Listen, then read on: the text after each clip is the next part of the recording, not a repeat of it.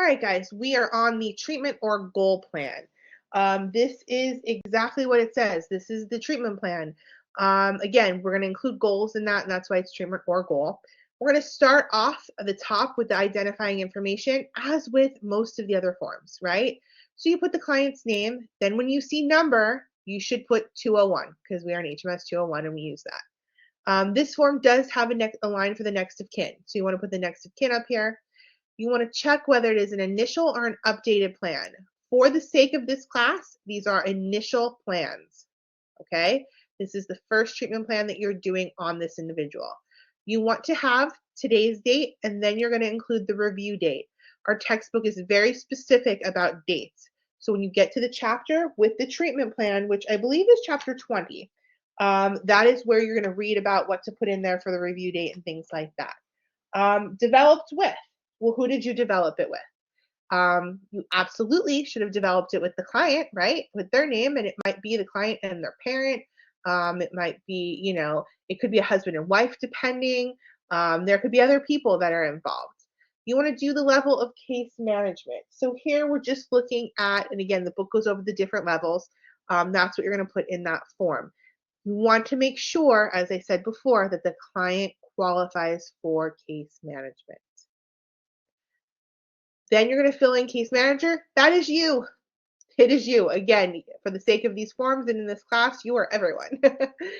Provisional diagnosis. That's where you would put their mental health diagnosis that you're going to get right out of the DSM, that everyone should have a copy of because it was required for this course.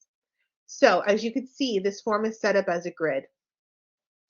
The form has 2 pages. Okay, there's 2 pages on it. What we see here, the first thing is going to be income, financial situation, strength or need. So there's a lot of different ways you could do this. This is a Word document. You can delete the word that you're not using. You can circle the word that you're using. You could highlight the word that you're using. I just need to know if their financial situation is a strength or a need. All right. If it is a strength, you don't need to have a goal. You could put NA. However, I would like you to have comments as to why it is a strength. So I want you to, in essence, fill in as much of this grid as possible. You're not going to have a referral for a strength, but every need has to have a referral. Okay? So again, if this is a strength, you're not going to have a goal. So you put an NA for a goal. You're going to put comments. John has a well-paying job that he was able to keep during his struggle for X, Y, or Z, okay? And then there would be no referral. Now, if it's a need, you need to fill in all of these boxes. So if financial situation is a need, you're going to circle or highlight need, and then under the goal, you're going to write basic generic goals, okay? And it could be something as easy as to apply for food stamps, something of that nature to help. There's so many different things we could talk about here when we look at them, but that could be a basic goal. Your comments would talk about the financial situation, and then we'd have a referral. And in that spot, you're going to write the Department of Public Welfare, okay? Because that's where you're telling the client to go to apply for food stamps. All right? So the same would be under housing. Is their housing a strength or is it a need? Are they unhoused or are they living with someone or supporting themselves, whatever the case is? Realize it all kind of needs to go along with the picture that you painted in that assessment, the intake assessment. So you're going to gather a lot of that information. It's got to match up and be similar. It needs to paint that bigger picture. So you're going to have a goal if it is a need. You're going to write comments if it's a need, and you're going to have a referral if it's a need. If it is a strength, you're going to have NA under goal and NA under referral, but you're going to fill in comments for every single one of the boxes. So we go down through income, housing, vocation, education, transportation. We go to medical, activities of daily living, legal, recreation and leisure, mental health, substance abuse. I'd rather not say substance use. You can change it in the form.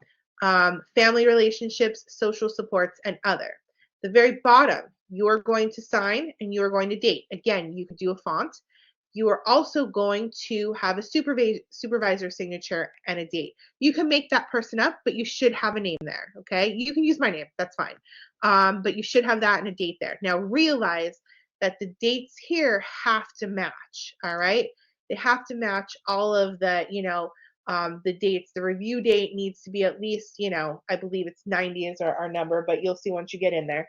It has to all match up. And that's something, again, that's really tedious about this paperwork, is the dates and them matching. Anybody have any questions about how you fill out this form?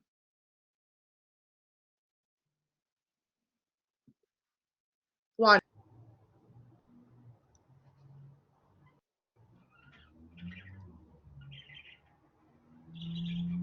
Wanda?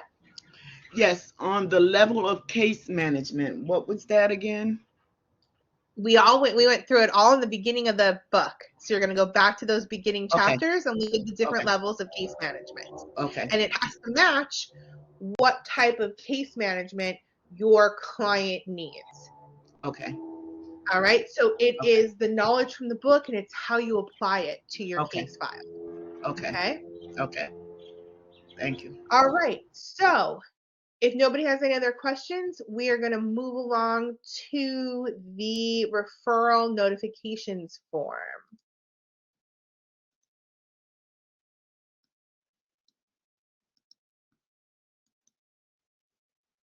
Okay, so this is one of those forms, as I said in the beginning, that you're going to have multiple referrals for.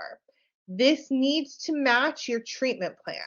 So if you hand in a treatment plan and you're referring someone to 4 different services on the treatment plan, you need to have 4 referral notification forms included with your file. Make sense? Everything has to match up as it would in a regular case file at an agency. Beginning information is all information that is that identifiable information. You have all of that. You fill out their name, their address, their phone numbers, their date, the date, okay? All of that gets filled out. Then you put their diagnosis, all right? Then you're looking at who the referral is going to. Who is the provider, what type of service, and for what purpose, okay? And I know it might sound weird when I say this to you, but transportation is on the treatment plan. You're still going to do a referral for transportation, and you're going to refer them to somewhere. And again, type of service would be transportation for the purpose of, it may be for getting a bus pass, okay, for getting a subway pass. There's lots of different sort of reasons, and whoever the provider for that may be, because different agencies, CEO gives out different sort of provides different, how can I say this, money for different services and things like that. So there's all different things that you can put in here, but it just needs to make sure that it matches with what you have in that referral from the treatment plan. If you notice, everything has a review date. So a review date and a target date. And again, all those dates come from the book, and we'll get there. We get there when we go over the forms individually, I promise. And then referring case manager is you. Again, you're always on these forms, and so you will once again sign your name. There are lines on this form. The forms need to be typed, and it needs to have a neat appearance. So make sure that when you write in, and if the lines go all over the place, you can delete them first, type your information, and then underline it. That's just the easiest. That's the way I would do it if I was doing this. But there is other ways that you can do this, and just make sure that it looks nice and neat. Okay. Any questions on this particular form?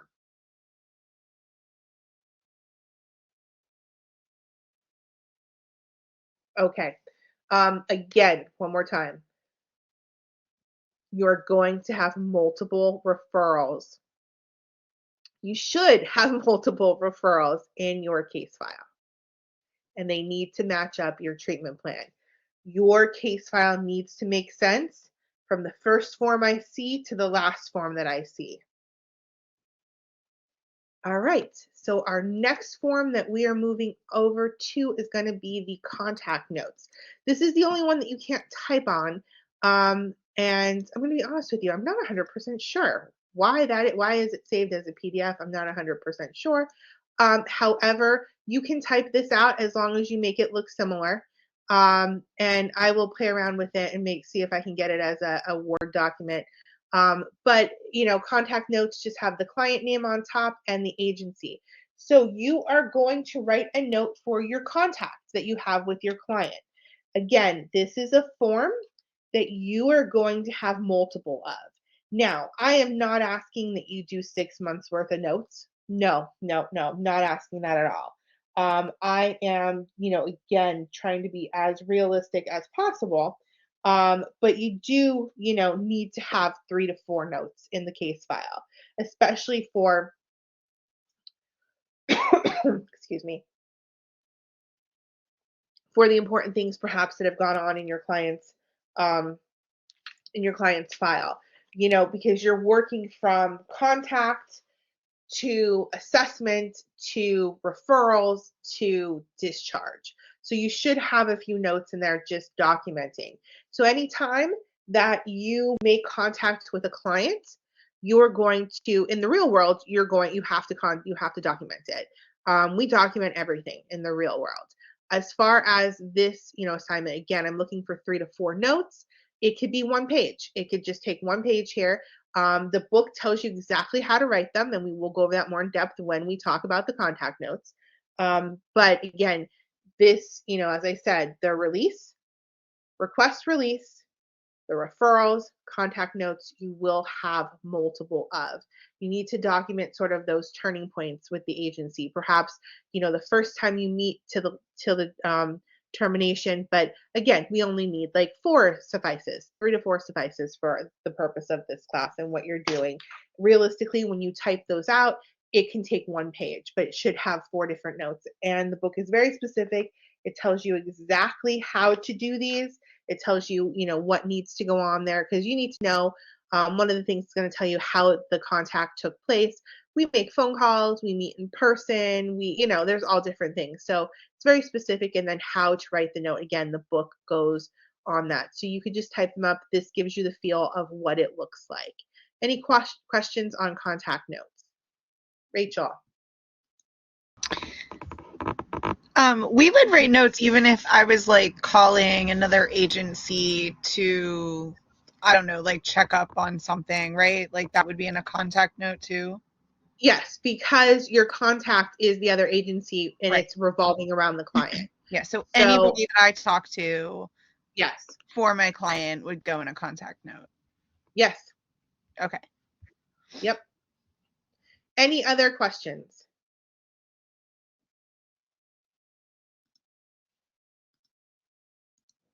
Okay, we'll move right on to the discharge summary. All right. So the discharge summary is coming towards the end of the case. Okay, it's coming towards the end of the case. There are a lot of different reasons that clients are discharged. They're not always discharged because we recommend that they be discharged. Sometimes they are discharged simply because you can't find them. They move, non-responsive. They could pass away. There's a whole bunch of different reasons. They could quit services. They can go somewhere else. There's a whole ton of different reasonings for discharge. But again, you're going to fill it out. Look at the top of the information. It's the identifying information: name, date of birth, date of admission, date of discharge, diagnosis on admission. You're going to put their diagnosis on discharge. Their diagnosis can change just depending. And maybe it stayed the same. You're going to go through the medication, their reason for discharge, their presenting problem, their goals. Again, this is multiple, has 2 pages to it. Progress, additional issues not being addressed, impressions and recommendations. And a lot of this, again, stems back to that intake, that you're going to kind of keep those impressions and recommendations. You're going to see how they change throughout the process or the duration of their treatment. And then prepared by you. You are the case manager, so you would sign off on it here. There are no lines on this form, so that's a good thing. So there's nothing, you could just type right into it and don't have to worry about those lines. You can make it as neat as possible and go over all of the information. A lot of this, again, is going to come from the prior documentation that you've already filled out, so it should match up. There's, the diagnosis on admission is going to come from the beginning of that case file. You have the medication, again, also in the beginning of the paperwork there. Their presenting problem, That's already something. The goals, you already have those.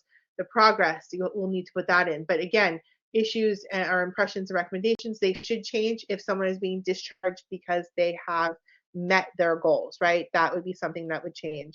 But that is the discharge summary. That is what it looks like. Any questions on this document?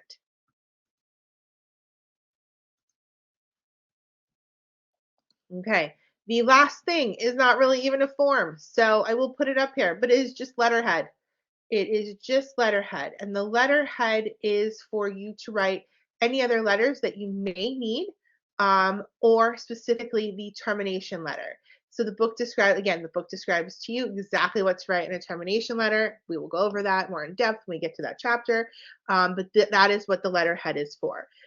If you need to send something to another agency for some weird reason, I don't know, I'm not 100% sure what you would need to do that for, but letters need to go on that letterhead.